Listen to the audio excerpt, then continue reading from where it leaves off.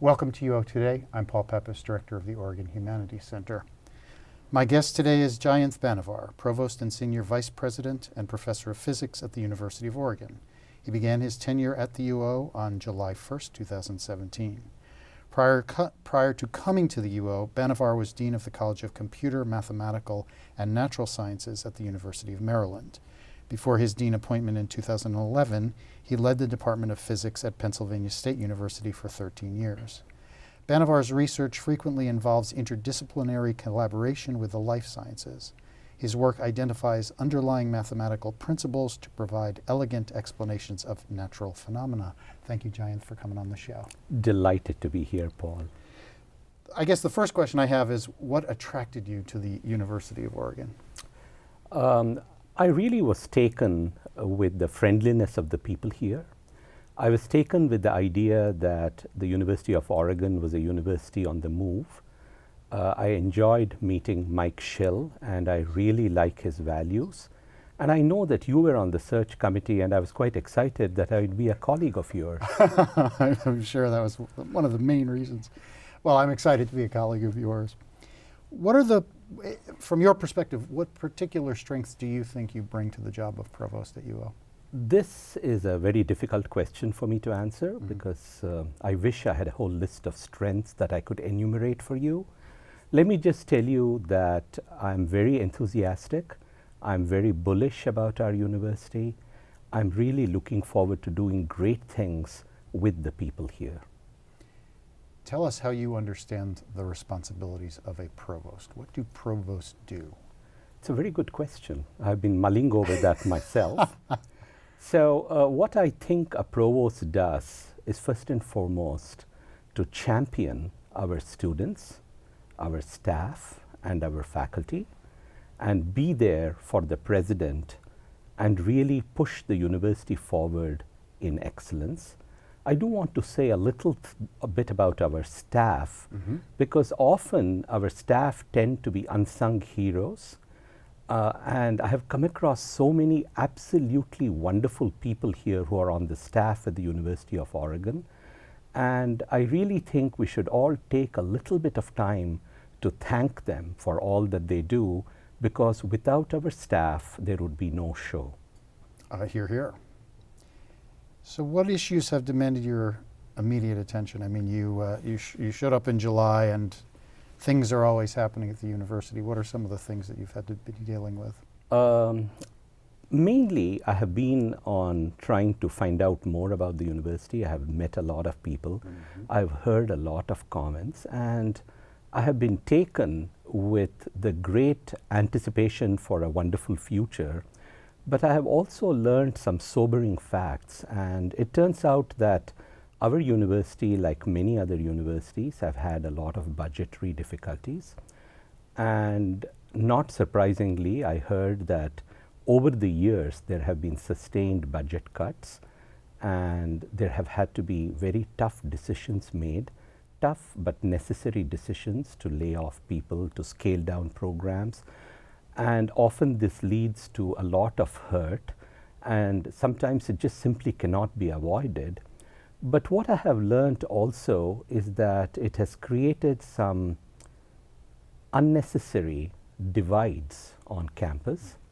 So one of the divides that I hear about is a divide between tenure track faculty and non-tenure track faculty. And really the way I look at it is, yes, we have to make tough decisions when the finances demand it, but what we should do is to take all our people, be they tenure track, non-tenure track, staff, students, anybody, every person who works here at the university and belongs to our family should be celebrated for the excellence that they bring. Because ultimately, a person's role is to be excellent in the job that she or he is doing, and that should be the ethos of our campus. And so that's one of the lessons that I have learned. I also see that there are divisions between science and non-science disciplines on campus. You know, there is this absolutely magnificent gift that we got from Phil and Penny Knight, and this is for the Knight Science campus. And so there are issues that often crop up of what is the role of disciplines other than science on the campus.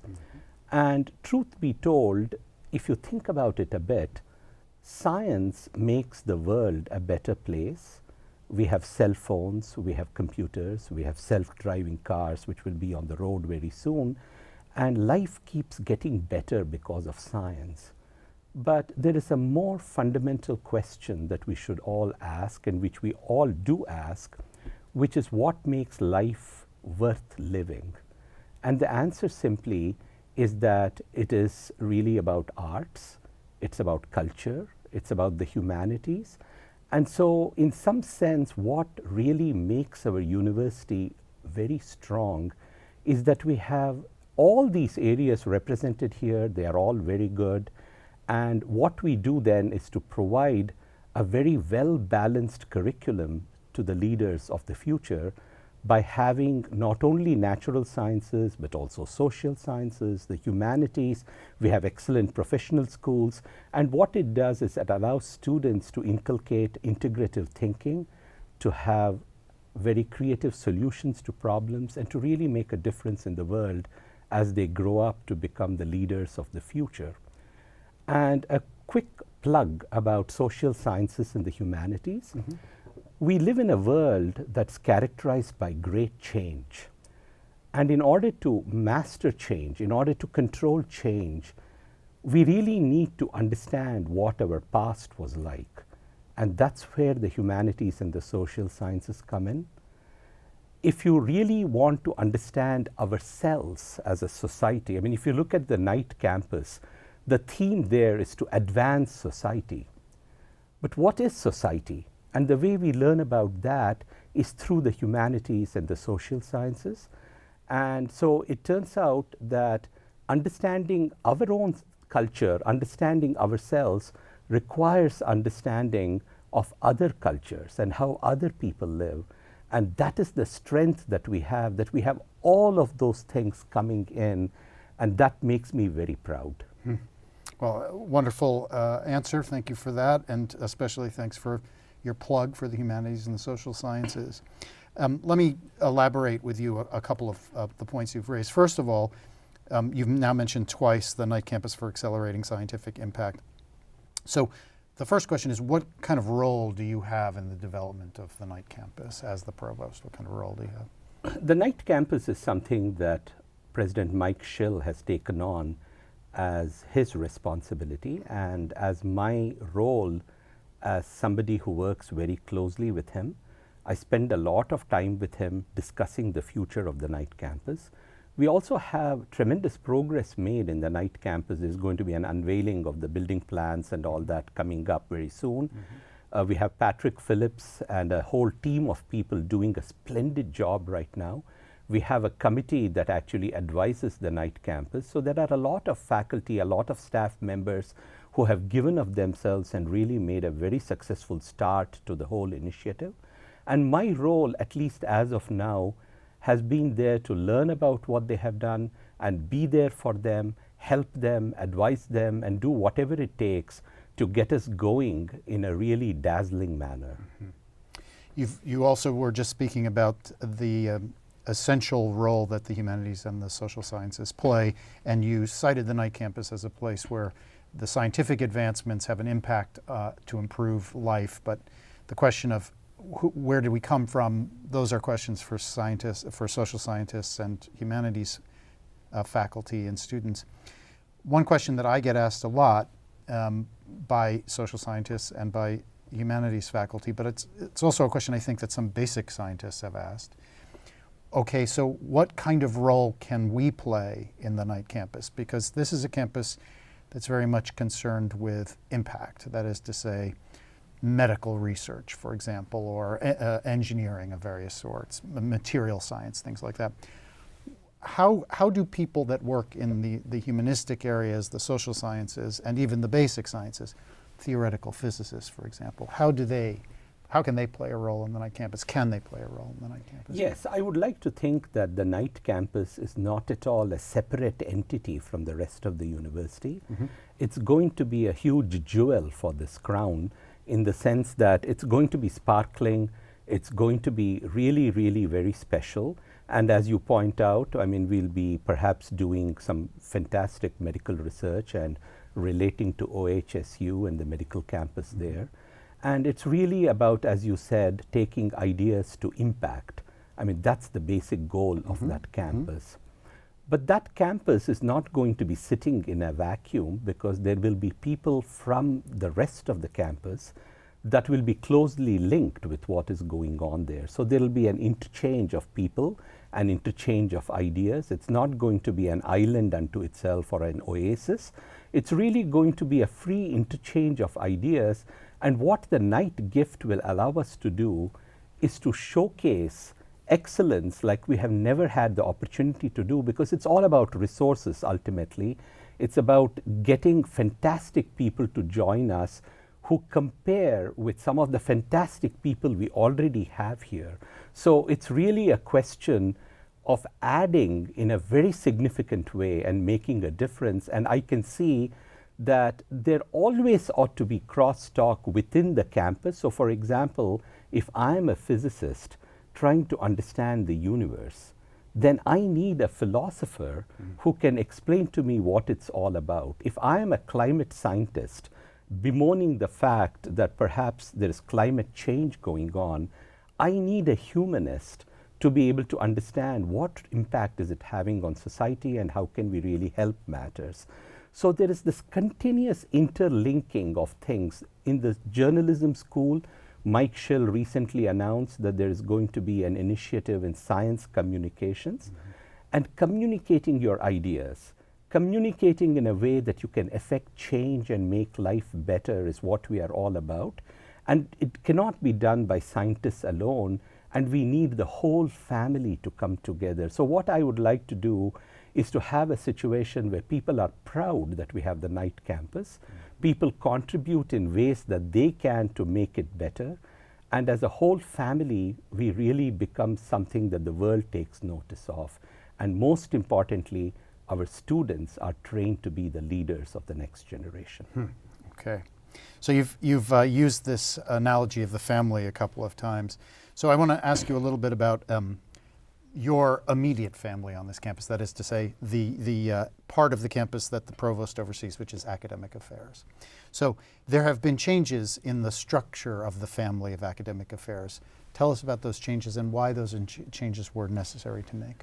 So it turns out that there are three people that I work very closely with in the provost's office. There is Melanie Munzer, who has actually been the catalyst for change, and she has been working on it long before I got here.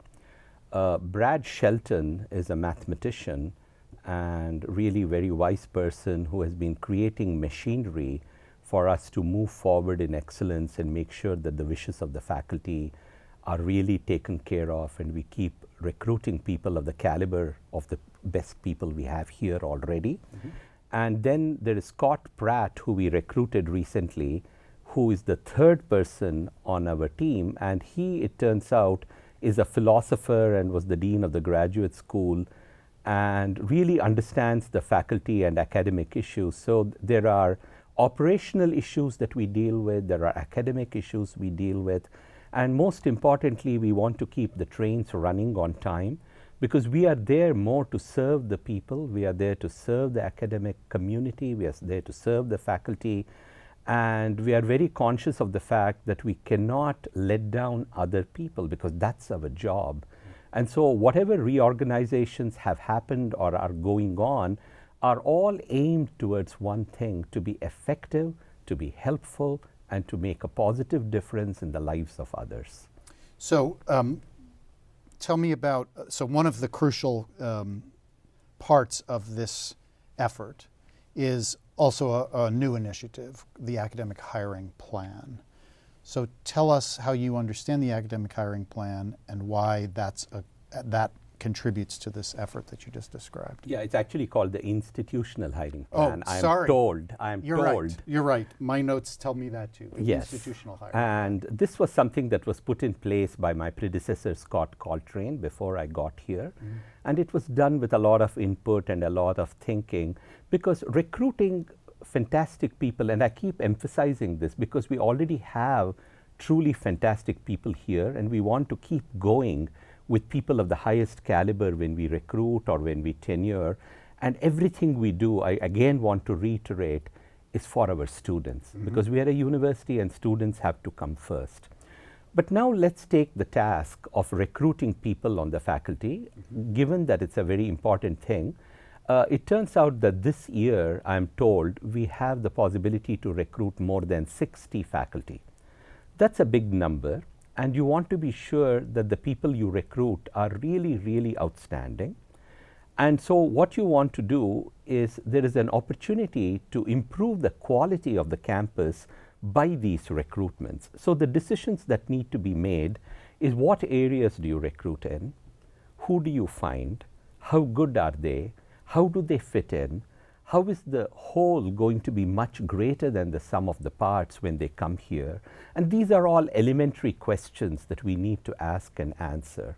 So the institutional hiring plan is just a machine which takes input from the faculty, because the faculty really run the process. It's all about all of us working together with shared governance, and I really believe in that. And so the faculty come together with plans for making our campus a much better place. They get together, they propose recruitments, they argue why are those recruitments really vital? Are they really going to change the lives of students? If yes, there's no debate. Are they going to improve the overall excellence? If yes, that's a wonderful thing. And if all those things happen, that's even better. So the faculty get together, they propose things to the deans, who are the leadership of the colleges and the schools, and the deans look at all those proposals, because we cannot be everything to everybody. We have to have selective excellence in a time when the resources are somewhat limited. And the deans and the faculty put together certain proposals to the provost's office. And what does the provost's office do? Well, I as the provost am not equipped or intelligent enough to make decisions and say, oh, these positions are good and those positions are bad. So what do? I go and consult with the faculty again. So there is a faculty committee of top-notch people who will advise me about it. And the whole process is going to be very transparent. People will understand why we are doing it. It's all going to be based on analytical data. It's all data-driven. It's transparent. And together, and this is the word family will come in again here, together as a family, we all decide what do we want to do to make our university better, and we proceed. So one of these areas of institutional priority is the presidential initiative in data science. So say a little bit about that. Am I being very slow here? Should I speed up my answers? You're doing fine. Okay. So the Presidential Data Initiative is very exciting. What I learned when I came here is that our faculty have been thinking about this in separate entities. There are so many units where data impacts life. And so it turns out that big data is everywhere. We have massive amounts of data. And the job really is to somehow look at all the data, piece out what are the essentials, try to have some inferences and make some analytic predictions, and try to ask how can we use those predictions to improve our understanding. So that's the basic goal here. And our students absolutely need training in the data sciences. So what the faculty had found was that there were people in the natural sciences naturally, there were people in the social sciences, there were people in education, there were people in the business school, there were people in the journalism school, and the list can go on and on. There are people in design. So there are all these people who are clamoring to recruit people and to bring together a culture where we can really understand big data and make use of it and master it and prepare our students to become experts in it. So the presidential initiative is a way of incorporating all those ideas together and do it in a holistic manner so that we have a targeted recruitment of people in the area of data science bring in outstanding people who will talk to each other, who will enrich each other's research, but at the same time be able to train our students and maybe have a degree program, maybe really train people to become adept at analyzing data. And so it all began with the institutional hiring plan, because people noticed there were about 8 or 10 different requests from the faculty to recruit in this area. So when I arrived here, it was but natural to say, why don't we combine those? Again, why don't we make the whole greater than the sum of the parts? Why don't we build synergies? And why don't we call it the presidential initiative? Because it comes with a little bit of oomph attached to it. And there was a recent anonymous gift, and Mike Schill graciously said that some of that could go to really bettering ourselves in this field. And so there is a lot of excitement, and it's an initiative that I expect will go on for a few years. Rome wasn't built in a day, and so we'll have to keep doing it. But the hope is that we will have a presence, and we will have students being trained in it, and we will be a better campus because of it. So you've spoken repeatedly in our conversation about the value of research and the positive impacts that research makes. I'm interested in talking to you a little bit about your research, because you are also, in addition to being a provost, a researcher, a physicist, and your research is very interesting. Why don't you tell us a little bit about the kind of research that you do? Yeah, let me just tell you about a couple of problems that I have been thinking about, questions that I have been trying to address. And some of these questions I don't immediately find a solution to. The first trick of doing research for me is to have collaborators who are much better than me, and that helps. And there are at least 2 problems that I'm actively thinking about. One of them is a very simple question that our ancients could have asked, which is that if you look around us, and it's only on planet Earth that we know about life. We do not know about life anywhere else, which is a little sad, but I'm sure there is. But if you look at our Earth and you see 2 types of dominant life forms, there are animals like you and me that move around, that have a heart, and in fact, in you is a gene called the Tinman gene, named after the Wizard of Oz character that actually produces the heart. And also, from a very simple geometrical way, your surface area is proportional to the 2/3 power of your volume. This is an old geometrical thing which says that surface scales as a length squared, the volume scales as a length cubed, and that's how many objects are, and that's how you are. But now contrast that to a tree.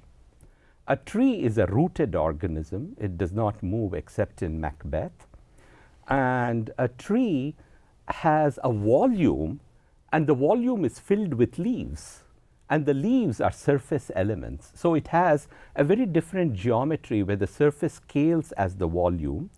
And unlike you, who have a homogeneous density of tissue, trees are inhomogeneous because the trunk and the branches weigh more. They are denser than the leaves, and they are branching objects. And the question that you might ask is, why has nature selected these 2 very different geometries for life here on Earth? And I'm trying to answer that question. And I also work on a very beautiful problem called proteins. Proteins are the molecular machines in your body. Insulin is a protein that signals you to store excess sugar. Antibodies are proteins that fight infection. And the question is, proteins, in spite of their diversity, in spite of their myriad forms, have some amazing commonalities. And the commonality is that they share a variety of properties amongst themselves. And what this lends one to think about, if you are a physicist like me, and especially a crackpot physicist like me, is that could there be a phase of matter that protein structures reside in? And an example of a phase of matter is a liquid. So here is a liquid, here is a glass of water. The water takes the shape of the container. The liquid can be poured, the liquid flows, and it doesn't matter whether it's water or alcohol or oil, they all are liquids. And so the question I'm pondering is, could there be a phase of matter that proteins lie in? And that's an interesting question. If it's true, it could have profound consequences. Can you say what those might be? The profound consequences? One of the most practical consequences could be if you identify a hitherto unknown phase of matter that protein structures occupy. And if I, as a chemist, can create chemicals which sit in that phase of matter, they would have the same properties as proteins do. And they would be absolutely nifty machines that could change the world.